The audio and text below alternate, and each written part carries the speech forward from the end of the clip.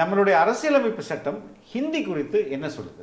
நீங்கள் பார்க்க போகிறீங்க எதிர்காலத்தில் இந்தியாவினுடைய அலுவல் மொழியாகவும் சரி தேசிய மொழியாகவும் சரி ஹிந்தி தான் வரும். சமஸ்கிருதம் உலக மொழியாக வரும். இந்திக்கு ஆதரவான மனநிலை தமிழ்நாட்டில் உருவாயிருக்கா உருவாகலையா? இல்லை, ஒரு பக்கம் பட்டிருக்கா இல்லையா? ஏன் காம்போசைட் கல்ச்சர் ஆஃப் இந்தியாவை எக்ஸ்பிரஸ் பண்ணுறதுக்கான எபிலிட்டி இந்த லாங்குவேஜுக்கு தான் இருக்குது அப்படின்னு சொல்கிறாங்க. அப்போது காம்போசைட் கல்ச்சர்னால் என்ன? முதல்ல காம்போசைட் கல்ச்சர்ன்றது காம்போசிட் கல்ச்சர்னாவே பன்மொழி பல கலாச்சாரம் தான். அதை எக்ஸ்பிரஸ் பண்ணுறதுக்கு எப்படி ஒரு மொழி இருக்கும்? இப்போ கலாச்சாரத்தை எடுத்தீங்கன்னா இந்தியாவுக்குள்ள எத்தனை கலாச்சாரம் இருக்கு? எப்படி ஒரு மொழி எக்ஸ்பிரஸ் பண்ணோம்? கலாச்சாரத்துக்கு மொழிக்குமே தொடர்பு இருக்கு. ரிசர்வேஷன் இழுத்துட்டு வருதோ, எப்படி இந்த டீலிமிட்டேஷன் இழுத்துட்டு வருதோ அதே மாதிரி இதையும் கொண்டு போக வேண்டியதுதானே. இப்போ என்ன நெசசிட்டி இருக்குது சார்? நீங்கள் திமுக கார மாதிரி பேசாதீங்க. ஏன் நாட்டில் ஏன் மொழியை தவிர இன்னொரு மொழி எதுக்கு வச்சிருக்கீங்க? நீங்கள் இந்த 351 தூக்குங்கன்ற நாங்கள் 368 இருக்குல்ல, அமெண்ட்மெண்ட் பண்ணலாம்ல கான்ஸ்டிடியூஷன். அதுக்கு ஒரு மெஜாரிட்டியான இப்போ கவர்மெண்ட் வேணும்ல. ஹிந்தி இப்போ ஒரு நியூட்ரலான மனநிலை கொண்ட ஒரு ஒரு ஒரு அரசு வேணும்ல. அது சரி, அமெண்ட்மெண்ட் பண்ணுறதுக்கு அரசு வேணும். அமெண்ட்மெண்ட் பண்ண சொல்லி கேட்கறதுக்கு அரசு வேணுமா? தயாநிதி மாறன் என்ன சொல்றாரு?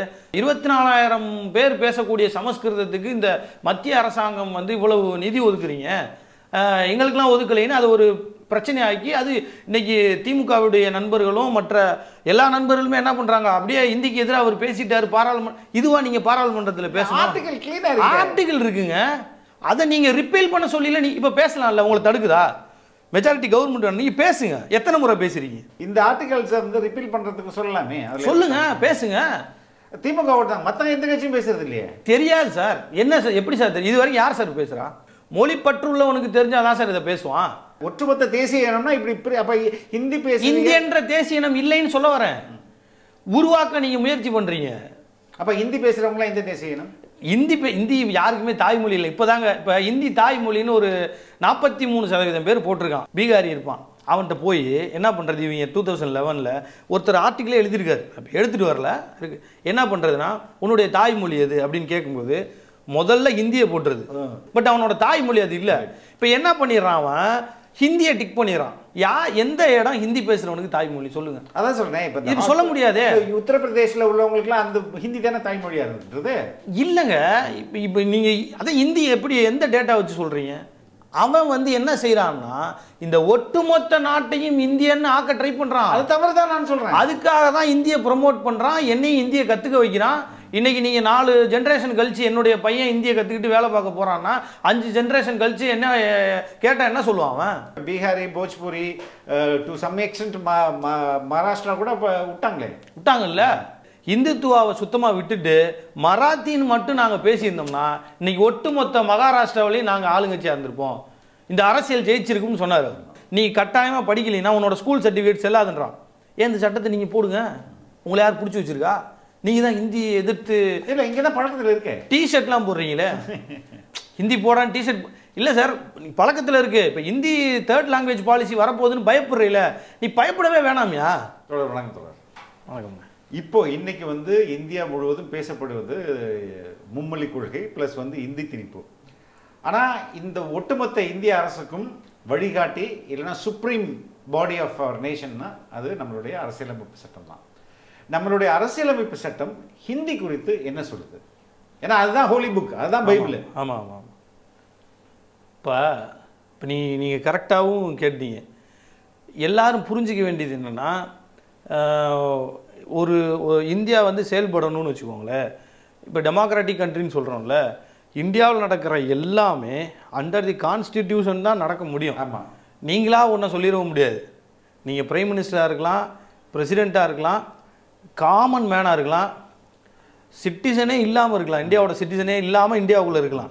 யாராக இருந்தாலும் வெளியில் இருந்தாலும் எல்லாமே கான்ஸ்டிடியூஷனில் என்ன சொல்லியிருக்கிறாங்களோ அதுபடி தான் நம்ம நடக்க முடியும். இப்போ நீங்கள் கேட்ட மாதிரி ஹிந்தி இஷ்யூ வந்து என்னென்னா எங்கேருந்து ஸ்டார்ட் ஆகுதுன்னா கான்ஸ்டிடியூஷனில் இருந்து தான் ஸ்டார்ட் ஆகுது. நான் சொல்கிறது என்னென்னா இஷ்யூன்னு சொல்கிறதுக்கான காரணம், ஏன்னா நிறைய பேர் கோச்சிக்குவாங்க. இஷ்யூன்னு சொன்னோன்னே என்ன கான்ஸ்டிடியூஷன்லேருந்து இஷ்யூ ஸ்டார்ட் பண்ணுறீங்களா அப்படின்னு கோச்சிக்குவாங்க. இஷ்யூன்றது நமக்கு இஷ்யூ, நமக்குன்னா எனக்கு இஷ்யூ, பர்சனலாக எனக்கு இஷ்யூ. ஏன்னா நான் ஹிந்தி பேசாத பலருக்கு இஷ்யூ ஹிந்தி பேசுறவங்களுக்கு அது ஆனந்தம். அவங்களுக்காக உருவாக்கப்பட்டு பாதுகாக்கப்பட்டு வர்ற ஒரு பொக்கிஷம் அது. எனக்கு இஷ்யூ. அப்போ அந்த இஷ்யூ எங்கேருந்து ஸ்டார்ட் ஆகுதுன்னா கான்ஸ்டிடியூஷன்லேருந்து ஸ்டார்ட் ஆகுது. சரி, கான்ஸ்டிடியூஷன்லேருந்து எப்படி ஸ்டார்ட் ஆகுதுன்னா அது இன்னைக்கு ஸ்டார்ட் ஆகலை. இப்போ கான்ஸ்டிடியூஷன் உருவாகிறதுக்கு முன்பே ஸ்டார்ட் ஆயிடுச்சு. ஃபார் எக்ஸாம்பிள் வந்து இப்போது ஒரு ஸ்டேட்டுன்னு வச்சுக்கோங்க. ஸ்டேட் கவர்மெண்ட் இருக்குது, யூனியன் கவர்மெண்ட் இருக்குது, கார்பரேஷன் இருக்குது, எல்லாமே இருக்குது. அதே மாதிரி வந்து போலீஸ்னா யார், யூபிஎஸ் ஐபிஎஸ் ஐஏஎஸ் ஆஃபீஸர்ஸ் யார், எப்படி ஃபினான்ஸ் ரிலேஷன் இருக்குன்னு இப்படி எல்லாமே கான்ஸ்டியூஷனில் இருக்குது. அது மாதிரி நாட்டினுடைய அலுவல் மொழி எப்படி இருக்கணும், மொழி குறித்து எப்படின்னு பார்ட் 17 வந்து தெளிவாக சொல்லுது. அதில் இருக்குது. அதுதான் இது வரைக்கும் நடைமுறைப்படுத்தப்படுது. உங்களுக்கு நல்லா தெரியும், கான்ஸ்டிடியூஷனில் இருக்கிற ஒவ்வொரு ஆர்டிக்கிளும் பல முறை விவாதிக்கப்பட்டு அரசியலமைப்பு சட்ட நிர்ணய சபையில் முன்வைக்கப்பட்டு விவாதிக்கப்பட்டு கன்க்ளூசிவாக ஏதாவது ஒரு டெசிஷனுக்கு வந்து எல்லாமே சேர்க்கப்பட்டது தான் கான்ஸ்டிடியூஷன் ஆஃப் இந்தியா. அதே மாதிரி பார்ட் 17 அப்படி தான். பார்ட் 17 லாங்குவேஜ் பாலிசியை வந்து கான்ஸ்டிடியூஷனில் இருக்க இந்த பார்ட் 17 கான்ஸ்டியூண்ட் அசம்பிளியில் முன் வச்சது கோபால்சாமி ஐயங்காருங்கிற காங்கிரஸ்லேருந்து போன ரெப்ரசன்டேட்டிவ் கான்ஸ்டியூண்ட் அசம்பிளிக்கு. சரிங்களா? அவர் என்ன சொல்லி அதை முன்மொழிஞ்சாருன்னு சொல்லிட்டா உங்களுக்கே புரிஞ்சிடும் அது இஷ்யூஸ். கான்ஸ்டியூண்ட் அசம்பிளியிலே இருக்குது, ஃபேக்ட் தான். அவர் என்ன சொல்கிறாருன்னா, ஃப்யூச்சரில் யார் கவர்மெண்ட் வேணாலும் வரலாம், யார் வேணாலும் அரசை நிர்ணயிக்கலாம், அரசை நடத்தி செல்லலாம், ஆளும் அரசாக வரலாம். யார் வந்தாலும் ஒரு விஷயத்தை ஃபாலோ பண்ணணும். என்ன விஷயம்னா, ஹிந்தியை ப்ரொமோட் பண்ணுறதையும் வளர்க்குறதையும் அவங்க கட்டாயம் பண்ணணும். அதற்காக இந்த வார்த்தையை சொல்லிட்டு இந்த ப்ரொவிஷன்ஸ் எல்லாம் நான் முன்வைக்கிறேன், டிபேட்டை ஸ்டார்ட் பண்ணலான்னு ஸ்டார்ட் பண்ணுறது. ஓகே, ஒன்று.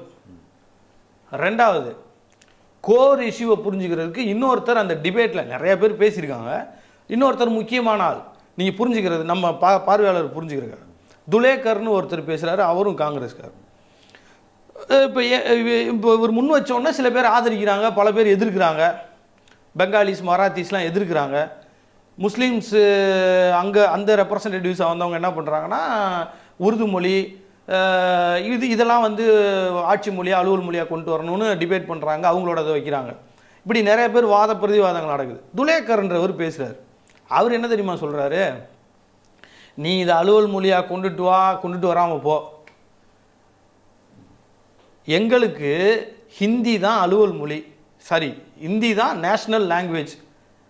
அதாவது இந்த கான்ஸ்டிடியூஷனில் நீ சேர்க்காம போ. இப்போ நிறைய பேர் எதிர்த்து சொல்கிறதுனால மேபி சேர்க்காம போயிடலாம்ல, நீ சேர்க்காம கூட போயிட்டு போ.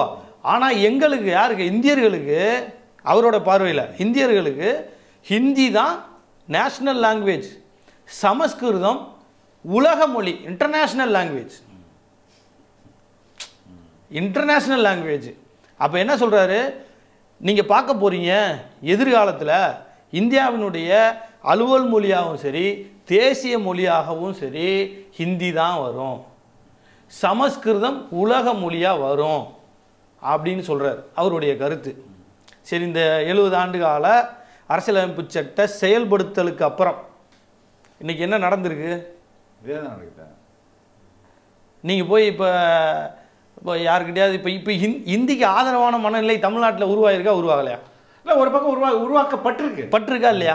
ஏன் இதோட இம்ப்ளிமெண்டேஷன் இப்போ இந்த டிபேட்டை தாண்டி கான்ஸ்டியூஷன் என்ன சொல்லுதுன்னா, இப்போ இதில் கான்ஸ்டியூஷன் என்ன சொல்லுதுன்னா, ஒரு கொஸ்டின்ல ஆன்சர் முடிச்சிடலாம். 343 என்ன சொல்லுதுன்னா, இந்தியாவின் அலுவல் மொழி ஹிந்தி.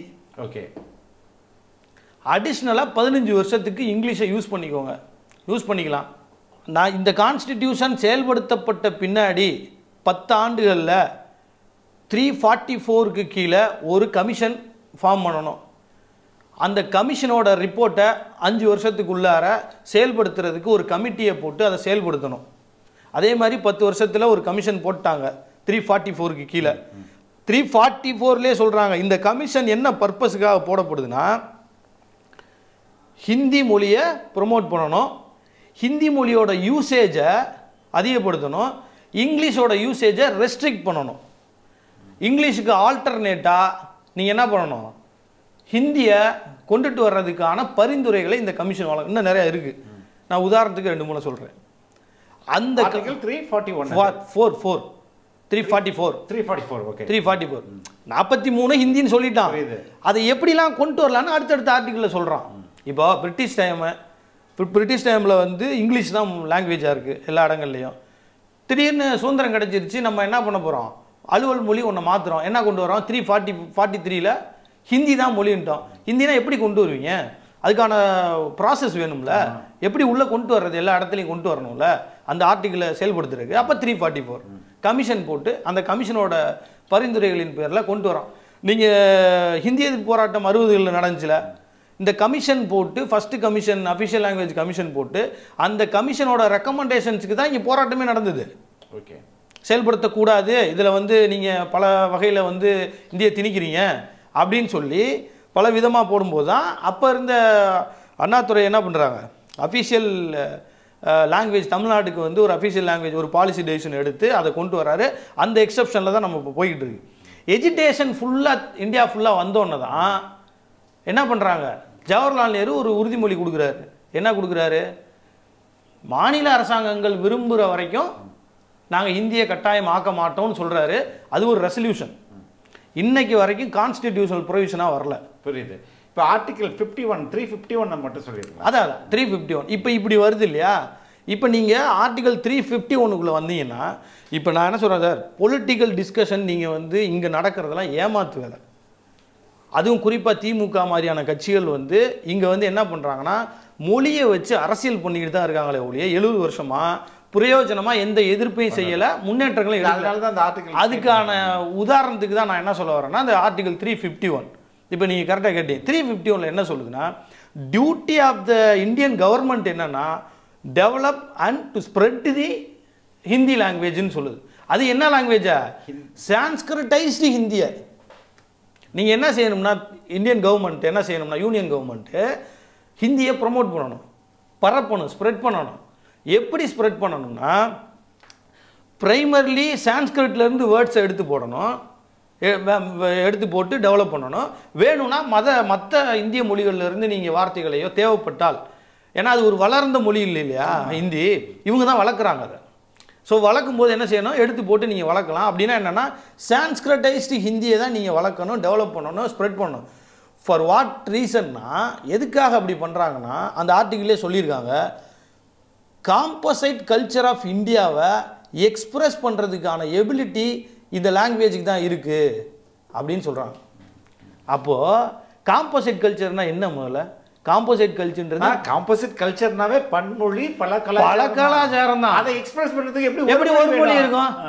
இப்போ கலாச்சாரத்தை எடுத்தீங்கன்னா இந்தியா ஃபுல்லாக எத்தனை கலாச்சாரம் இருக்குது, எப்படி ஒரு மொழி எக்ஸ்பிரஸ் பண்ணோம். கலாச்சாரத்துக்கு மொழிக்குமே தொடர்பு இருக்கு. உண்மையா, மொழிக்கும் கலாச்சாரத்துக்கும் மிகப்பெரிய தொடர்பு இருக்கு. கலாச்சாரத்தில் ஒரு கூறு தான் மொழியே. இல்லை, மொழியின் ஒரு கூறு கலாச்சார வளர்ச்சின்னு வச்சுக்கோங்களேன். அப்போ உங்களுக்கு இந்த தொடர்புலாம் இவ்வளோ பெருசாக இருக்கும்போது ஒரு மொழி எப்படி உங்களுக்கு இது பண்ணும். இப்போ உதாரணத்துக்கு இப்போ சட்ட சிக்கல் என்னன்னா, இதுதான் சிக்கல். ஆர்டிகல் ஒரே நிமிஷம் நான் குறிக்கிறேன். இப்போ நீங்கள் சொன்னீங்க இல்லையா, அந்த 10 ஆண்டுகள் 15 ஆண்டுகளில் இதை மாற்றணும்னு சொல்லிட்டு, இப்போ நம்ம ஊரில் கான்ஸ்டியூஷனில் ரிசர்வேஷன் கொண்டு வரும்போது கூட அப்படிதான் சொன்னாங்க. 10 வருஷத்துக்கு அப்புறம் நீங்க வந்து கமிட்டி போட்டு இதை மறுசீரமைப்பு பண்ணி இது தேவையான்றதை முடிவு பண்ணுங்கன்ட்டு. அதே மாதிரி இந்த டீலிமிட்டேஷன் கூட 70களிலேயே முடிவு பண்ணிட்டாங்க. ஒவ்வொரு 10 ஆண்டுக்கும் இதை நம்ம தேவையான்னு முடிவு பண்ணலாம் அப்படின்னு சொல்லி அப்படியே இழுத்துட்டு போறாங்களே. எப்படி ரிசர்வேஷன் இழுத்துட்டு வருதோ, எப்படி இந்த டீலிமிட்டேஷன் இழுத்துட்டு வருதோ, அதே மாதிரி இதையும் கொண்டு போக வேண்டியதுதானே. இப்போ என்ன நெசசிட்டி இருக்குது சார்? நீங்கள் திமுக கார மாதிரி பேசாதீங்க. கொண்டுட்டு போகணும்னா எதுக்கு சார் கொண்டு போகணும்? ஏன் ஊரு என்னுடைய, இப்போ இது என்னுடைய நாடுன்னு தானே சொல்றீங்க. ஏன் நாட்டில் ஏன் மொழியை தவிர இன்னொரு மொழி எதுக்கு வச்சிருக்கீங்க? நீங்க இந்த 351 தூக்குங்கன்ற நான் சரி அப்பீல் பண்ணுங்க. 358 இருக்குல்ல, 368 இருக்குல்ல, அமெண்ட்மெண்ட் பண்ணலாம்ல கான்ஸ்டிடியூஷன். அதுக்கு ஒரு மெஜாரிட்டியான இப்போ கவர்மெண்ட் வேணும்ல. ஹிந்தி இப்போ ஒரு நியூட்ரலான மனநிலை கொண்ட ஒரு ஒரு ஒரு அரசு வேணும்ல. அது சரி, அமெண்ட்மெண்ட் பண்றதுக்கு அரசு வேணும். அமெண்ட்மெண்ட் பண்ண சொல்லி கேட்கறதுக்கு அரசு வேணுமா? பொலிட்டிக்கல் ஒரு டிமாண்ட் வைக்கலாம். பீப்புள் மூவ்மெண்ட் நீங்க பண்ணிருக்கீங்களா? அமெண்ட்மெண்ட் பண்ண சொல்லி பீப்புள் மூவ்மெண்ட்டுக்கு ஒருத்தர் கூட அதை கருத்து சொல்லலாம்ல. நாங்க பண்றோம்ல. மொழி குறித்தான விஷயங்களை நாங்கள் பேசுகிறோம்ல, இன்றைக்கி பப்ளிக் கிட்ட மூவ்மெண்ட்டாக கொண்டு போகிறோம்ல. நீங்கள் என்ன பண்ணீங்க? ஆட்சியில் இருக்கீங்கல்ல, 40 MP இருக்கீங்கல்ல, மாறுதட்டுறீங்கல்ல, 70 வருஷமாக நீங்கள் தானே பாராளுமன்றத்துக்கு பிரதிநிதியாக போகிறீங்க, 2 கட்சி மாறி மாறி திராவிட கட்சியில் தானே போகிறீங்க. அப்போ தமிழர் தலைவர் நீங்கள் தானே சொல்கிறீங்க. இப்போ நீங்கள் என்ன பண்ணணும்? நீங்கள் பிரயோஜனமாக போய் ஆர்டிக்கிளில் வந்து நீங்கள் ஒன்றும் செய்ய வேணாம் சார். இப்போ நேற்று இவர் தயாநிதி மாறன் என்ன சொல்கிறாரு? சமஸ்கிருதத்துக்கு வந்து நீங்கள் இது 24,000 பேர் பேசக்கூடிய சமஸ்கிருதத்துக்கு இந்த மத்திய அரசாங்கம் வந்து இவ்வளவு நிதி ஒதுக்குறீங்க, எங்களுக்கெல்லாம் ஒதுக்கலைன்னு அது ஒரு பிரச்சனையாக்கி, அது இன்னைக்கு திமுகவுடைய நண்பர்களும் மற்ற எல்லா நண்பர்களுமே என்ன பண்றாங்க, அப்படியே இந்திக்கு எதிராக அவர் பேசிட்டாரு பாராளுமன்ற. இதுவா நீங்க பாராளுமன்றத்தில் பேசணும்? ஆர்டிகல் இருக்குங்க, அதை நீங்க ரிப்பீல் பண்ண சொல்லல. நீ இப்ப பேசலாம்ல, உங்களை தடுக்குதா? மெஜாரிட்டி கவர்மெண்ட் நீங்க பேசுங்க. எத்தனை முறை பேசுறீங்க? சரி, ஒன்று வேணாம், நீங்கள் சொல்கிறீங்கல்ல நேருவே உங்களுடைய அழுத்தத்தினால தான் ரெசல்யூஷன் போட்டாருன்னு. இந்தி பேசாத மாநிலங்கள் விருப்பப்படும் வரை இந்தி மொழி இந்தியாவில் வராதுன்ற ரெசல்யூஷனை உங்களோட அழுத்தத்தினால பண்ணார். ரெசல்யூஷனுக்கு என்னங்க வேலிடிட்டி? ஏன் கான்ஸ்டிடியூஷனல் ப்ரொவிஷனாக அந்த ரெசல்யூஷன் ஆக்குறதுக்கு நீங்கள் வேலை செய்யலை? ஒரு அமெண்ட்மெண்ட்டாக கொண்டு வாங்க. கொண்டு வரதுக்கு நீங்கள் பேசுங்க, நீங்கள் கொண்டு வர வேணாம், பேசுங்க. பேசியிருக்கணும்ல, ஏன் பேசுங்க? இந்த ஆர்டிகல்ஸ் வந்து ரிப்பீல் பண்றதுக்கு சொல்லலாமே, சொல்லுங்க, பேசுங்க. திமுக ஓட்டாங்க, மற்ற எந்த கட்சியும் பேசுறது இல்லையே. தெரியாது சார். என்ன சார், எப்படி சார் தெரியும்? இது வரைக்கும் யார் சார் பேசுறா சார்? தெரியாதுன்னா நான் டெக்னிக்கலாக தெரியாதுன்னு சொல்ல, தெரியும். மொழிப்பற்று உள்ளவனுக்கு தெரிஞ்சாதான் சார் இதை பேசுவான். மொழிப்பற்று இல்லாதவனுக்கு தெரிஞ்சா அது ஒரு இல்லைங்க. விசிகே தலைவர் திரும்ப கூட தெரியாது, இது அவர் கூட பேசலையே. நீங்கள் அண்ணன்ட்ட தான் கேட்கணும், தெரியுதா இல்லையான்னு அண்ணன்ட்ட தான் கேட்கணும். அவருக்கு தெரியும், தெரிஞ்சிருக்கும், கண்டிப்பாக அவர் அதை பேசியிருக்கணும், பேசணும், அவர் கட்சியில் பேசணும்ல. ஏன் பேசாமல் இருக்காங்க? மேபி அவங்களுக்கு கான்ஸ்டியூஷன் வந்து அது ஒரு புனித நூல் அவங்களுக்கு, அதனால அவங்க அதை பாதுகாக்கணும்னு நினைக்கிறாங்க அவங்க. இல்லை, அதில் உள்ள சிக்கல்களை களையணும்ல, அதுதானே அமெண்ட்மெண்ட்டு ரிப்பீல்ன்றதுக்கான அதெல்லாம் மாறுதலுக்கு உட்பட்டு தானே இதுவும். ஆமாம், இது ஒரு புனித நூல் இல்லை. இல்லை, புனித நூல் கிடையாது, இது புனித நூல் கிடையாதுல்ல. அதுலேயே சொல்லியிருக்கான்ல 368லேயே கான்ஸ்டிடியூஷனை எப்படிலாம் அமெண்ட் பண்ணலாம், காலத்துக்கு ஏற்றாறு போல் நீங்கள் அமெண்ட் பண்ணி தானே இருக்கீங்க. எக்கனாமிக்கல் வீக்கர் செக்ஷனுக்கு 10% வேணும்னோன்னா நீங்கள் போய் பண்ணிட்டீங்கல்ல. ஏன் இதை பண்ணக்கூடாது? புதுசாக ஒன்று சேர்க்குறீங்க. கோர் கான்ஸ்டிடியூஷனோட ரிசர்வேஷன் பாலிசிலேயே அது இல்லையே. ஆனால் நீங்கள் எக்கனாமிக்கல் வீக்கர் செக்ஷனுக்கு பண்ணீங்கல்ல. மொழி குறித்து பிரிட்டிஷ் டைம்ல இருந்து மொழி போராட்டங்கள் நடக்குது, தமிழ்நாட்டில் நடந்திருக்குது, எல்லா இடத்துலையும் நடந்திருக்குல்ல. உண்மையிலேயே இது வந்து ஆளும் வர்க்கத்துக்கு ஹிந்தியை எடுத்துட்டு வருது அவங்களுக்கு ரொம்ப வசதி இல்லையா? எதை ஒரு இந்தியா முழுவதும் இந்த ஹிந்தி பேச மக்கள் வந்து இருந்துட்டாங்க, ஹிந்தி எல்லாருக்கும் புரிஞ்சுதுன்னா பிஜேபி மாதிரியான ஹிந்தி ஸ்பீக்கிங் தலைவர்கள் வந்து வட இந்திய தலைவர்கள், வட இந்திய கட்சிகள் இங்க ஆட்சி அமைக்கிறதுக்கு ஈஸியா இருக்கும். ஆமா, அதுக்காக உருவாக்கப்பட்டது தான் சார் இது இந்தியனைசேஷன். நீங்க வந்து இது வந்து நீங்க திரும்ப இங்க இருக்கிற பொலிட்டிக்கல் இஷ்யூ என்னன்னா ஹிந்துசேஷன், அதாவது இந்துமயமாக்கல்னு ஃபர்ஸ்ட் பேசுவாங்க. கோர் இந்துமயமாக்கல் தவறு, இந்துமயமாக்கல் நம்ம எதிர்க்கிறோம், ஆதரிக்கிறோம்னு எடுத்துக்க வேணாம். நீங்க பிரச்சனையை அட்ரஸ் பண்ணணும்னா it is not a Hindu மயமாக்குதல், இது வந்து இந்தியனைசேஷன், இந்திய மயமாக்குதல். நான் வந்து இந்திய குடிமகன், நான் ஏற்றுக்கிறேன், எனக்கு ஒன்றும் பிரச்சனையே கிடையாது. இதில் என்னையே இந்தியன் ஆக்குறீங்க. இந்தியன் நேஷனாலிட்டியை பற்றி ஒரு ப்ரொவிஷன் இருந்தால் எடுத்து காட்டுங்க. இந்தியன் நேஷனாலிட்டியை பற்றி சொல்லியிருக்காங்களா அரசியலமைப்பு சட்டத்தில்? டிஸ்கஷனில் இருந்துச்சா நேஷனாலிட்டி பற்றி? ஏன்னா நேஷனாலிட்டி இல்லை, நேஷன்ற வார்த்தையே அந்த 77 அமெண்ட்மெண்ட்டுக்கு அப்புறம் தானே சேர்க்குறீங்க. நீங்கள் கான்ஸ்டிடியூஷனில் எங்கே இருக்குது நேஷன்ற வார்த்தை? யூனியன் தான். கடைசியில் இப்போ 77 வந்து ஃபஸ்ட்டு இது பிரியாம்பில் அமெண்ட் பண்ணும்போது நீங்கள் நேஷன்றதை சேர்த்துறீங்க, சரிங்களா? அந்த இதில் சேர்க்குறீங்க. அப்படின்னா என்ன அர்த்தம்? இந்தியனைசேஷன் உங்களால் ஆக்குறதுக்கு ரொம்ப விருப்பப்படுறீங்க, முடியல. சரி, என்ன பண்ணலாம்? முதல் ஸ்டெப் என்ன பண்ணலாம்? ஹிந்தி, அது சான்ஸ்கிரிட்டை கொண்டு வரணும்னு விருப்பப்பட்டாங்க. சான்ஸ்கிரிட்டை இந்த நாட்டினுடைய மொழியாக கொண்டுட்டு வரணும்னு விருப்பப்பட்டாங்க. அது முடியாது, ஏன்னா பாசிபிள் இல்லை. ஏன் பாசிபிள் இல்லை? அது ஒரு பேச்சு மொழி இல்லை, பேச முடியாது, உங்களால் அதை வளர்க்க முடியாது. இல்லை, சான்ஸ்கிரிட்டை சமஸ்கிருதத்தை கொண்டு வருவதன் மூலம், அதை பரப்புவதன் மூலம் இந்த அரசு இல்லை இந்திய ஒன்றிய அரசு என்ன இங்கே ப்ரூவ் பண்ணுறதுக்கு ட்ரை பண்ணுது சார்? இது வந்து ப்ரூவ் பண்ணுறது இல்லை சார், அஜெண்டா. இப்போ என்ன அஜெண்டா? ஒரு எக்ஸாம்பிள் சொல்கிறேன். இப்போ நான் வந்து ஒரு நாம் தமிழர் கட்சியை சேர்ந்த ஒரு வழக்கறிஞர். நான் நாம் தமிழர் கட்சி தமிழ் நேஷனலிஸ்ட், தமிழ் தேசியவாதின்னு என்னை நான் அடையாளப்படுத்திக்கிறேன். இப்போ நான் என்ன பண்ணுறேன்? நான் சொல்கிறேன், நான் இந்தியன் கிடையாது, இந்திய தேசிய இனம் கிடையாது, நான் இந்திய நாட்டில் வாழக்கூடிய இந்திய குடிமகன் நான் சொல்கிறேன். இதை நான் ரோட்டில் போய் இப்போது ஒரு ஸ்கூல் படிச்சுட்டு வரான், இல்லை ஒரு காலேஜ் படிக்கிற பசங்கிட்ட, இல்லை வேலை பார்க்குற பசங்கிட்ட, இங்கே நிற்கிறவங்க, இங்கே உங்கள் நம்ம ஆஃபீஸ்லேயே கேட்போமே, நீங்கள் இந்தியன் இல்லைன்னு ஃபஸ்ட்டு நான் சொன்னேன்னு வச்சுக்கோங்க, என்னை என்ன செய்வான்? ஆன்டி நேஷனல் கொஞ்சம் சொல், அதை கூட விடுங்க, என்னை அடிக்க வந்துடுவான். என்னை எப்படா நீ இந்தியன் இல்லைன்னு சொல்லுவேன்? நான் ஒரு இந்தியன், என்னை எப்படி நீ இந்தியன் இல்லைன்னு சொல்லுவேன்னு கேட்பானா கேட்க மாட்டானா? இந்த உளவியலை உருவாக்குறது இருக்குல்ல, இந்தியன்ற உளவியலை உருவாக்குறதுக்கான வேலை தான் அந்த மொழி. இப்போ ஒன்றும் கிடையாது, பிரிட்டிஷ் டைமில் ஆங்கிலம் நல்லா தெரிஞ்சவங்கலாம் பிரிட்டிஷ் ஆட்சியை வந்து வரவேற்றாங்களா இல்லையா? ஆங்கிலம் நல்லா எல்லாரையும் சொல்லலை, ஆங்கிலம் பயன்படுது, நம்மளுடைய வாழ்க்கையை உயர்த்திக்க பயன்படுதுன்னு அதை ஆதரிச்சாங்க இல்லையா? ஹிந்தி இப்போ என்ன, நீங்கள் பரப்பிட்டீங்க, பெரிய லெவலுக்கு கொண்டு வந்துட்டீங்கன்னா, ஹிந்திய தெரிய தெரிய தெரிய நீங்கள் என்ன ஆகும்னா, இந்தியன்ற உணர்வு வந்து அதிகமாக வரும். அது வந்து ஆளும் அதிகார வர்க்கத்துக்கு, அதிகார வர்க்கம்னா சோகால்டு அதிகார வர்க்கத்துக்கு, இந்திய ஏகாதிபத்திய அந்த மனநிலையில் இருக்கக்கூடியவங்களுக்கு, அந்த அஜெண்டாவோட இருக்கிறவங்களுக்கான ஒரு டூல் அது. உங்களுக்கு தேசிய இனம் தமிழ்னு நீங்கள் வந்து சொல்கிறீங்க, ஆனால் இந்திய நாட்டில் இருக்கிறது இது இந்திய குடிமகன் தானே? ஆமாம். நீங்கள் அப்போ இந்தியன்ற மனப்பான்மை ஏற்படுத்துவது இந்திய அரசுடைய கடமையும் ஒன்று தானே சார்? அதை தானே இது செய்யுது சார். கடமை ஒன்று, கடமை வந்து யாரோடது? அரசாங்கத்தினுடைய கடமை, அது செய்யட்டும். ஆனால் நான் என்ன சொல்கிறேன்னா, இந்த அரசாங்கம் இந்த கடமையை செய்யக்கூடாதுன்னு சொல்கிறேன். உன்னோட டியூட்டியில் ஒன்றாவது டியூட்டியாக வச்சுருந்தீங்கன்னா அதை எடுத்துருன்றேன் நான்.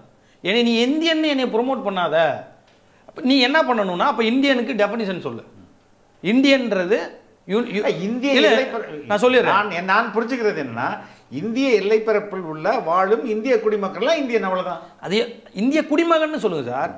இந்திய குடிமகன் தான் இந்தியர்கள் கிடையாது சார். இப்போ உங்க இனம் என்னது? நீங்க என்ன மொழி பேசுறீங்க? வரையறை இருக்கு. நீங்க என்ன மொழி பேசுறீங்களோ இதே இங்க நான் கொஞ்சம் டிஃபர் ஆகிறேன். இப்போ இதே கான்செப்ட் ஐரோப்பாவுக்கு செட் ஆகுது.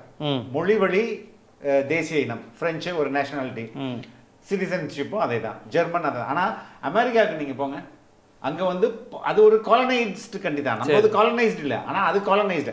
அங்கே பிரெஞ்சுக்காரன் போனால், ஜெர்மன்காரன் போனால், இங்கிலீஷ்காரன் போனால், இந்தியன் போனால், பட் எல்லாருமே ஒரு பாயிண்ட் அண்ட் டைமில் தன்னுடைய நேஷனாலிட்டியை வந்து அமெரிக்கன் தான் மாற்றிக்கிட்டான். அவன் இன்னும் தான் வந்து ஃப்ரெஞ்சு அமெரிக்கன் சிட்டிசன் அப்படின்னு சொல்லிட்டு. அப்போ அதுதானே இங்கேயும் பல்வேறு மொழிகளும் பல்வேறு கலாச்சாரங்களையும் கொண்ட ஒரு தேசிய ஒரு நாடு இப்படி தானே போய் ஆகணும். கரெக்டாக சிக்கலுக்கு வந்துட்டீங்க. அமெரிக்க மண்ணில் செர்வந்தியர்களோட நிலை என்னாச்சு? பூர்வகுடி இருங்க நான் சொல்லிடுறேன். பூர்வகுடிகளோட நிலை என்னாச்சு? அந்த நாட்டினுடைய பூர்வகுடிகளை நீங்கள் ஜீரோ ஆக்கிட்டீங்க. ஆமாம், சரிங்களா?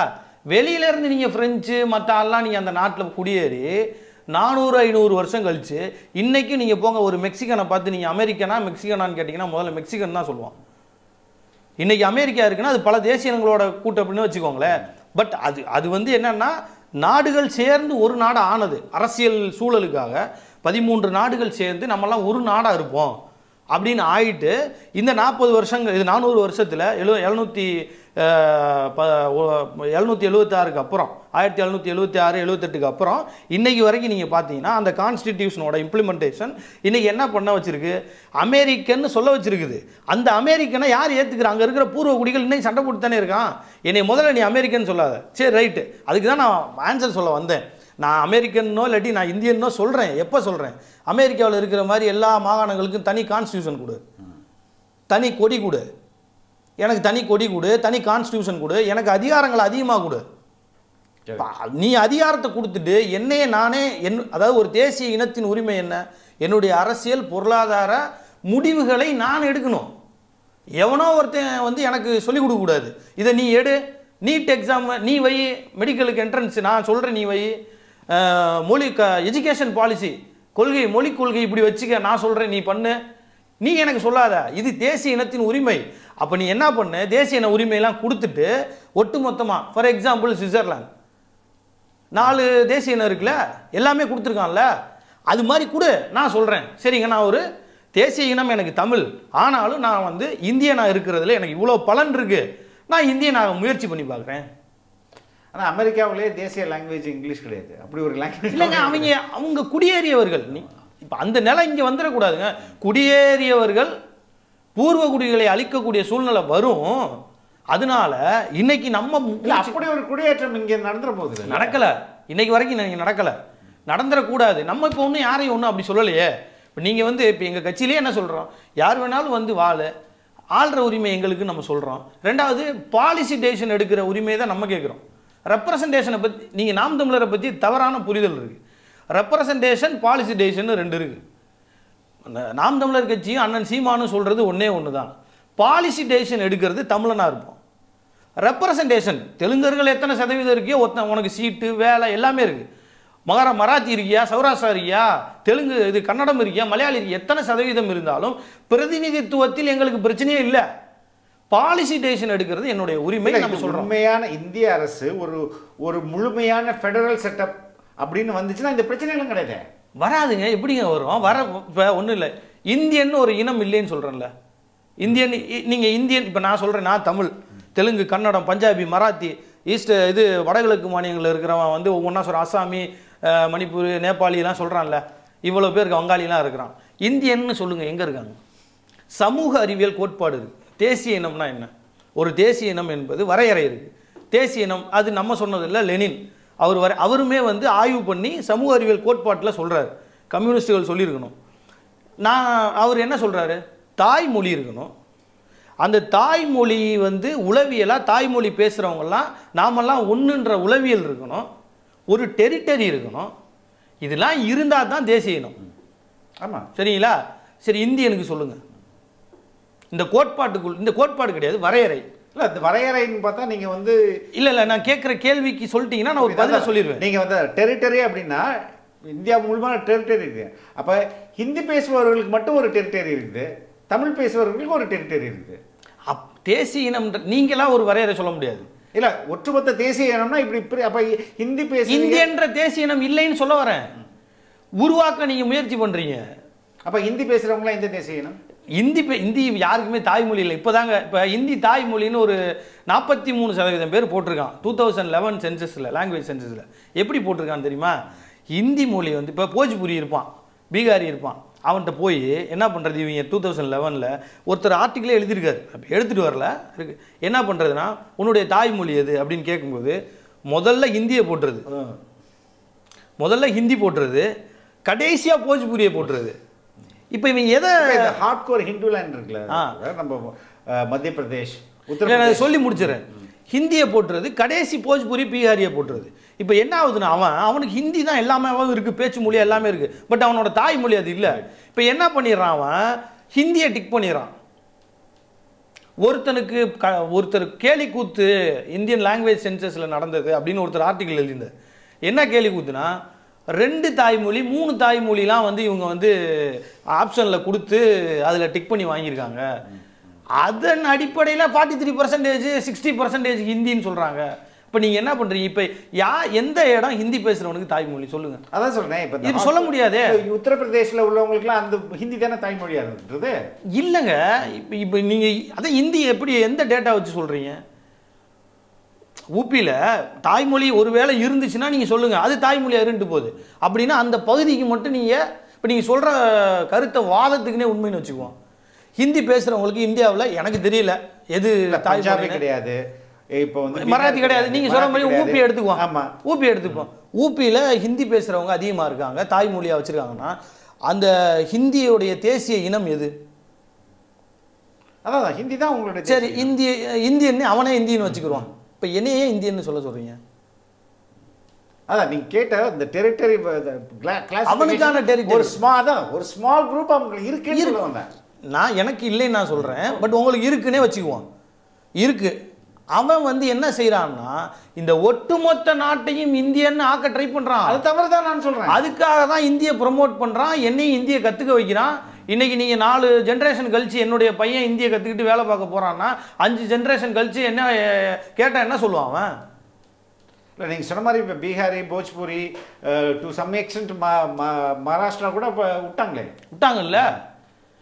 இப்போ மராத்தியில் என்ன பண்ணுறான்? ஐயோ விட்டுட்டோமே நினச்சி உன்னோட உத்தவ் தாக்கரே தோத்ததுக்கப்புறம் அந்த இது நடந்ததுக்கப்புறம், பிளவு நடந்ததுக்கப்புறம் ஒரு பேட்டி கொடுத்தாரு. என்ன கொடுத்தாரு? இந்த கட்சி வந்து இந்துத்துவாவை சுத்தமாக விட்டுட்டு மராத்தின்னு மட்டும் நாங்கள் பேசியிருந்தோம்னா இன்னைக்கு ஒட்டுமொத்த மகாராஷ்டிராவிலையும் நாங்கள் ஆளுங்கட்சியாக இருந்திருப்போம், இந்த அரசியல் ஜெயிச்சிருக்கும்னு சொன்னார். இன அரசியல் பேசணுன்றது இந்துத்துவத்தை சப்போர்ட் பண்ணவங்களே வந்துட்டாங்க. இன்னைக்கு தெலுங்கானாவில் ஆந்திராவில் சட்டம் போட்டான், பஞ்சாபில் சட்டம் போட்டான். நீ இன்டர்நேஷ்னல் சிலபஸாக இருந்தால் கூட நீ என்ன பண்ணணும், ஸ்கூல்ஸாக இருந்தாலும் நீ என்ன பண்ணணும்னா தாய்மொழி அந்த பஞ்சாபியை கட்டாயமாக மொழி பாடமாக வச்சுருக்கணும். நீ கட்டாயமாக படிக்கலைன்னா உன்னோட ஸ்கூல் சர்டிஃபிகேட் செல்லாதுன்றான். ஏன் இந்த சட்டத்தை நீங்கள் போடுங்க, உங்களை யார் பிடிச்சி வச்சுருக்கா? நீங்கள் தான் ஹிந்தி எதிர்த்து இல்லை, இங்கே தான் பழக்கத்தில் இருக்கு. டிஷர்ட்லாம் போடுறீங்களே, ஹிந்தி போடான்னு டிஷர்ட் இல்லை சார், நீ பழக்கத்தில் இருக்குது. இப்போ ஹிந்தி 3rd லாங்குவேஜ் பாலிசி வரப்போகுதுன்னு பயப்படுறீல, நீ பயப்படவே வேணாமியா? 3rd லாங்குவேஜ் ஆல்ரெடி வந்துருச்சு, 50 லட்சம் பேர் படிச்சுட்டு இருக்காங்க, அதில் பாதி. அதை சொல்லுங்கள் நீங்கள். இப்போ நீங்கள் சொல்கிற ஃபேக்ட், இப்போ நீங்கள் இங்கே கிடையாது, இப்போ சட்டம் வந்து தான் வரணுமா? கவர்மெண்ட் இப்போ லாங்குவேஜ் பாலிசி, தமிழ்நாடோட லாங்குவேஜ் பாலிசி எங்கே இருக்கும்? கவர்மெண்ட் ஸ்கூல்ஸில் இருக்கும். அதுலேயும் பாதி நீ வந்து பாதி இதில் இங்கிலீஷ் மீடியம் கொண்டு வந்துட்ட. தமிழ் மீடியம் படிக்கிறவன், தமிழ் லாங்குவேஜ் படிக்கிறவன் எத்தனை பேர்? குறிப்பிட்ட சதவீதம் பேர் தான். இப்போ இவனுக்காக தான் நீ போராடிட்டு இருக்கியா? ஒட்டுமொத்த அரசியல் இதையும் பண்ணிக்கிட்டு இருக்கியா? நீ தெலுங்கு ஆந்திராவில் போட்டது மாதிரி, பஞ்சாபில் போட்டது மாதிரி, மராத்தியில் போட்டது மாதிரி நீ சட்டம் போடு. சென்ட்ரல் போர்டு சிலபஸாக இருந்தாலும் சரி, இன்டர்நேஷ்னல் சிலபஸ் போட ஸ்கூலாக இருந்தாலும் சரி, தமிழ் கட்டாயம் சொல்லி போடுங்க சட்டத்தை. எல்லா ஸ்கூலையும் கொண்டு வாங்க. நீங்கள் யாருக்கு சண்டை கொடுக்குறீங்க? உங்கள் கையிலே இல்லாத கவர்மெண்ட் ஸ்கூலை வச்சு சண்டை கொடுக்குறீங்க. இவ்வளோதான் இருக்குது. ஆமாம், மேக்ஸிமம் சில்ட்ரன்ஸ் வந்து சில்ட்ரன் எங்கே படிக்கிறாங்கன்னா ப்ரைவேட் ஸ்கூல்ஸ் எல்லாம் படிக்கிறாங்க, தமிழ் தெரியாத ஒரு தலைமுறையவே. ஆனால் இது ஒரு 2 அரசுகளுக்கும், திமுக அரசுக்கும் சரி, பாஜக அரசுக்கும் சரி, இது ஒரு மிகப்பெரிய அரசியல் டூல் இல்லையா அது? ஆமாம் சார், உறுதியாக இதுதான் டூல் சார். சென்சிட்டிவ் மேட்ரு இது. மொழி வந்து எப்போவுமே சென்சிட்டிவ், உலகம் ஃபுல்லாக சென்சிட்டிவ் மேட்டர். நீங்கள் மஞ்சள் குளிக்கிறதே இந்த மொழி பிரச்சனையை வச்சு தான். நீங்கள் ஒரு பிரச்சனையை டைவெர்ட் பண்ணணுமா, உடனே டிஷர்ட் போட்டுருவீங்க. அவர் என்ன பண்ணுவார், ஒன்று பண்ணணுமா, ஒரு ஸ்டேட்மெண்ட் விட்டால் போதும் சென்ட்ரல் கவர்மெண்ட், இல்லை ஒரு லெட்டர் அனுப்புனா போதும். சார் இன்னைக்கு போஸ்ட் ஆஃபீஸு, பேங்க்கு, ரயில்வேஸு எல்லாத்துலேயும் ஹிந்தி வந்துருச்சா இல்லையா? பிகாஸ் ஆஃப் 351, 340 அந்த கமிஷன், அஃபிஷியல் லாங்குவேஜ் ஆக்டு, இது யூனியன் ஆக்டு, இதனால தான் இங்கே பிரச்சனை இருக்குது. நீங்கள் சென்ட்ரல் கவர்மெண்ட்டு எவ்வளவோ இடங்கள் வந்துருச்சு, ஃபீல்டில் ஃபுல்லாக ஹிந்தி வந்துருச்சு. அப்போ நீங்கள் இதை தடுக்கணும்னா சும்மா நீங்கள் வந்து தார் அடிச்சா முடியாதுங்க, முடியாது. நீங்கள் எப்படி வந்து அட்டகத்தியை வச்சுக்கிட்டு நீங்கள் சண்டை போட்டு ஒருத்தரை ஜெயிக்க முடியும்? ஜெயிக்க முடியாது. உண்மையான ஆயுதம் என்ன? பார்லிமெண்ட்டில் நீ பார்லிமெண்ட் வேணாம், நீ மூவ்மெண்ட்டை ஸ்டார்ட் பண்ணு. நீ ரிப்பிலே பண்ண வேணாங்க, தமிழர்கள்ட்ட இதை சொல்லு. டீலிமிட்டேஷனுக்கு எல்லா ஸ்டேட்டுக்கும் போகிறாங்களா, அதே மாதிரி இதுக்கும் போகலாம். இதுக்கும் போங்க. நான் என்ன சொல்கிறேன்னா, பார்லிமெண்ட்டில் பேசு, மூவ்மெண்ட்டை ஸ்டார்ட் பண்ணுன்ற. நான் பப்ளிக் மூவ்மெண்ட்டை ஸ்டார்ட் பண்ணு, நாங்களும் ஆதரிப்போம்ல. நீங்கள் அதை விட்டு என்ன செய்றீங்க? 10 ரூபா தாளில் இருக்கிற 10 ரூபா தாளை ட்விட்டில் போட்டு அதில் இருக்கிற மொழிகள் எல்லாமே என்ன ஆக்கணும், அஃபீஷியல் லாங்குவேஜாக மாற்றணும், இந்தியாவோட அஃபீஷியல் லாங்குவேஜாக மாற்றணுன்றீங்க. அப்போ நீங்கள் வந்து ஒரு இம்மெச்சூர்டான ஆன்சர் தானே இது. இப்போ ரூபாத்தாளில் 13 மொழிகளை போட்டதுக்கான ரீசன் எங்கே இருக்குது? ஷெட்யூல்டு லாங்குவேஜ்னு கான்ஸ்டியூஷனில் இருக்குது. இந்த ரூபா நோட்டில் வந்து என்ன வேலிடிட்டி இருக்குது? ஒரு சீஃப் மினிஸ்டர் இதை சொல்லலாமா? இப்போ இதை வெறும் விளம்பரத்துக்காக நீங்கள் பண்ணுறீங்களே ஒழிய, உண்மையிலேயே நீங்கள் என்ன சொல்லியிருக்கணும், ஷெட்யூல்டு லாங்குவேஜ் 22ஐயும் நீ அஃபீஷியல் லாங்குவேஜ் ஆக்கடா அப்படின்னு நீங்கள் யூனியன் கவர்மெண்ட்டை பார்த்து பேசியிருக்கணும். அப்படி பேசியிருந்தீங்கன்னா அது சரியாக விட இந்த ஆர்டிகல் 351 போன்ற ஆர்டிகல்லாம் ரிப்பீல் பண்ணணும் சார். அது எதுக்கு இருக்கணும்? நான் தான் சொல்கிறேன்ல சார், இந்தியனைசேஷனுக்கு அது ஒரு டூல். அந்த டூலுக்கு அவங்க செய்கிறாங்க, இவங்களுக்கு பொலிட்டிக்கலுக்கு அது ஒரு டூல். கரெக்ட். பொலிட்டிக்கல் டிஸ்கஷன்ஸ் வரணும், பொலிட்டிக்கல் பண்ணணும். இப்போ எங்களை சில பேர் கேட்குறாங்க, நீங்கள் என்ன பண்ணீங்க, நாம் தமிழர் என்ன போராட்டம் பண்ணீங்க? தொண்டத்தனி வைத்த எல்லா இடத்துலையும் பேசுகிறதே நாங்கள் தான் பேசியிருக்கோம். உங்களோட இப்போ ஒரு பட்ஜெட்டில் நீங்கள் போட்டிருக்கீங்க 10க்கும் மேற்பட்ட தமிழ் சார்ந்த திட்டங்களை அறிவிச்சிருக்கீங்களே, யாருனால அறிவிச்சிருக்கீங்க? உங்கள் மனசாட்சியை தொட்டு சொல்லுங்கள். எங்கள் பொலிட்டிக்கல் மூவ்மெண்ட் எம்எல்ஏ எம்பி எடுத்ததுனால வின் பண்ணுறது இல்லை. பொலிட்டிக்கல் மூவ்மெண்ட்டுன்றதே பீப்புள்கிட்ட எவ்வளோ தூரம் போகிறோம்ன்றது தான். எங்களோட ப்ரெஷர்னால தானே இந்த இவ்வளோத்தையும் பண்ணியிருக்கீங்க. கடல் சார் ஆய்வுகளை பற்றி நீங்களாம் என்னைக்கு பேசுனீங்க? நீங்கள் என்னைக்கு பேசுனீங்க? ஒன்றுமே பேசலை. நீங்கள் கீழடியில் அந்த இது மியூசியம் கட்டுறதுக்கே இப்போ ப்ரெஷர் நடந்த பின்னாடி தான் கட்டினீங்க. மைசூரில் கிடக்கு, எல்லா கல்வெட்டும் கிடக்கு, செம்மொழி ஆய்வு அங்கே கிடந்துச்சு. ப்ரெஷருக்கு அப்புறம் தான் பண்ணீங்க. இன்னைக்கு நீங்கள் கடல்சார் ஆய்வுக்கு இத்தனை கோடின்னு ஒதுக்குறீங்கன்னா அது யாருனால? நாம் தமிழர்னால தானே. மொழிக்கு நாங்கள் வந்ததுக்கு அப்புறம் தான் மொழி சார்ந்து நீங்களே சிந்திக்கிறீங்க. ஆகா, ஏதோ ஒரு இடத்த வேக்கமாக விட்டுட்டோம் போல, இவனு பெரிய ஆள் ஆகுறானுங்க அப்படின்ற ஒரு பயம் தானே உங்களை தள்ளி கொண்டு போய் அங்கே விடுது. எனக்கு சந்தோஷம் தான், பண்ணுன்றேன். எங்களோட பர்பஸ் சால்வ்டு. நீங்கள் இதை செய்யுங்க, இதை செய்கிறதுக்கு தான் நாங்கள் வந்து செய்யுங்கன்றோம். வெறும் அட்டகத்தியை வச்சு சண்டை போடாதீங்க. தாரர் வந்து ஹிந்தியில் பெயிண்ட் அடிக்கிறது இங்கிலீஷில் பெயிண்ட் அடிச்சு அவங்களோட மொழி பற்றும் சரி இல்லை மொழி அறிவும் சரி, அவ்வளோதான். நம்ம வந்து ஒருத்தர் இகழ்றதுக்காக நம்ம சொல்லல. நான் ஒரு உதாரணத்துக்கு சொல்றேன். உதாரணத்துக்கு அவங்க வந்து கான்ஷியஸா வேலை பண்ண அவங்களுக்கு தேவை. ஒரு மாவட்ட செயலாளர் சொல்லியிருப்பார், தம்பி தலைமையிலிருந்து போராட்டம் அறிவிக்க சொல்லியிருக்காரு. போராட்டம் பண்ணுறதுக்கு ரயில்வே இதில் இருக்கிற இதெல்லாம் அழிக்கணுமா, எந்த மொழி அழிக்குன்னு சொல்லியிருக்க மாட்டார். தம்பி தலைமையிலேருந்து அறிவிப்பு வந்திருக்கு, போராட்டம் அழிச்சு விட்டணும். அங்கே போய் போர்டில் ரயில்வே போர்டில் இருக்கிறத போய் அழிச்சு விட்டு வந்திருக்கு. அந்த பேர்னோட தலைவன் போய் அழிச்சு இங்கிலீஷ் அழிச்சு விட்டாங்க, இந்திய தான் அழிக்க சொன்னாங்க அப்படின்ற மாதிரி. எந்த அளவுக்கு திமுகவுடைய மொழி குறித்த புரிதல் இருக்கு அப்படின்றதுக்கு அது ஒரு மிக உதாரணம். அது உதாரணம். என்னைய கேட்டிங்கன்னா அண்ணாதுரை வந்து அவர் மதிப்பிற்குரிய அவர் முதல்வராக இருந்த நாட்களில் அவர் செஞ்ச ஒரு வேலை, அந்த எக்ஸப்ஷனை வாங்கி கொடுத்தார். அந்த பாலிசி ஸ்டேட் கவர்மெண்ட் போடலை, அது எவ்வளோ நாளைக்கு நிலைக்கும்னு தெரியாது. நீங்கள் அது எவ்வளோ நாளைக்கு வச்சுக்கிட்டே இருப்பீங்க. நாளைக்கு பார்லிமெண்ட்டில் அதை இது கான்ஸ்டியூஷனில் மாற்றாத வரைக்கும் பார்லிமெண்ட் ஆக்ட் வந்துருச்சுன்னா உங்களால் என்ன பண்ண முடியும்னு தெரியாது. காஷ்மீரோட ஸ்பெஷல் ஸ்டேட்டஸை தூக்கி போட்டு போயிட்டானே. நீங்கள் என்ன செய்ய முடியும்? தனி கான்ஸ்டியூஷன் இருந்துச்சுங்க காஷ்மீருக்கு, தனி கொடி கான்ஸ்டியூஷன். அவன் ஒரு இருக்கிறதுல கொஞ்சம் உரிமைகள் அனுபவிச்சுட்டு இருந்தான், அதே தூக்கி போட்டு போயிட்டானே. உங்களுடைய இந்த எக்ஸப்ஷனை தூக்கி போடுறதுக்கு எவ்வளோ நாள் ஆகும்? நீங்கள் நீதிமன்றங்களில் மொழி இருக்கணும்னு இதே ஒரு ப்ரொவிஷன் இருக்குங்க நீதிமன்றங்களில். அது நான் எவ்வளோ ஆபத்தானதுன்னு சொல்ல வரேன். நீதிமன்றங்களில் மாநில மொழிகளை பயன்படுத்திக்கலான்னு ஒரு ப்ரொவிஷன் இருக்குது. பிரசிடென்ட் அசென்ட் வாங்கினா பண்ணலாம். அதில் இன்னொன்று என்ன இருக்குன்னா, மாநில மொழி அல்லது ஹிந்தி எங்கே எந்த மாநிலத்தில் வேணாலும் இந்தியை கொண்டு வரலாம். ஓகே, மாநிலம் ஆனால் விரும்புனா. புரியுது. அப்படின்னா என்ன அர்த்தம்? நாளைக்கு இந்த ஹிந்தி ஸ்பீக்கிங் பீப்புள் இங்கே அதிகமாகறாங்கன்னு வச்சுக்கோங்க. இங்கே இருக்கிறவன் என்ன செய்வான்? ஒரு கோரிக்கை வைப்பான், ஹிந்தியையும் கொண்டு வாங்க, கோர்ட் லாங்குவேஜ் இல்லைன்னா நாங்கள் உங்களுக்கு ஓட்டு போட மாட்டோங்க அப்படின்னு ஒரு கட்சியை சொன்னான்னா அவன் என்ன பண்ணுவான்? பிரசிடென்ட் அசென்ட் வாங்கி தமிழ் ஆர் ஹிந்தி நீங்கள் எதில் வேணாலும் பண்ணலான்னு சொல்லிடுவான். இதுதான் உங்களோட இந்த இந்தியனைசேஷனோட ஒரு டூல். திமுக வந்து ஹிந்தி ஏரியாவில் ஹிந்தியில் தானே பிரச்சாரம் பண்ணுறீங்க. நாளைக்கு இவங்களுக்காக நாங்கள் பண்ணுறோம் பாருங்கன்ட்டு ஹிந்தி கோர்ட்லேயும் வாங்கி தருவீங்களா? அதுக்கு கான்ஸ்டியூஷன் வந்து இருக்குல்ல. இப்போ நீங்கள் என்ன பண்ணணும்? அப்போ உங்களுடைய பார்வை கான்ஸ்டியூஷனில் இருக்கிற ப்ரொவிஷன்ஸை அமெண்ட் பண்ணணும், ரிப்பீல் பண்ணுறதுக்கான வேலையை நீங்கள் பார்க்கணும். அதை பார்க்காம நீங்கள் சொல்கிறது எல்லாமே வெற்று கூச்சல் தான், அட்டென்ஷன் சீக்கிங். உங்களை பற்றி ஒரு ஊழல் கம்ப்ளைண்ட் வந்தோன்னா ஹிந்தி, ஜாதி இஷ்யூஸ் இருக்குது. நீங்கள் ஒரு பிரயோஜனமான ஒரு நடவடிக்கை எடுக்கல, பலிகடை ஆக்கிட்டு போயிடுவீங்க. யாரை வேணாலும் பலிகடை ஆக்கிட்டு போயிடுவீங்க. நம்மளோட கோரிக்கை நீங்கள் இதை நோக்கி போங்க, முறையாக செய்யுங்கன்றதான் நம்மளுடைய கோரிக்கை. ரொம்ப ரொம்ப நன்றி. நன்றிங்க.